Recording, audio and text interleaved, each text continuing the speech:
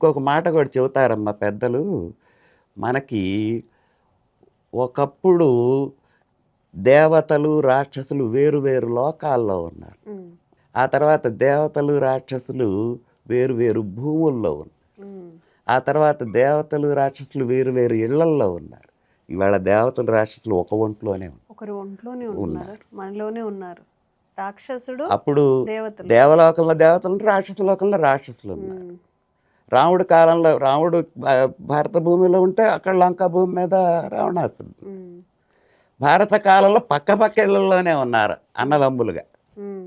ఇవాళ ఒక ఇంట్లోనే ఒక మనిషిలోనే తేడా. దైవత్వం, రాక్షసత్వం రెండు ఉంటుంది. అవే మనకి ఉమ్, కామ, క్రోధ, లోభ, మోహ, మద, ఆశ్చర్యాలు అరిషడ్ వర్గాలు మనలోనే ఉన్నాయి. ఉమ్, ధర్మార్థ కామ మోక్షాలు 4 మనలోనే.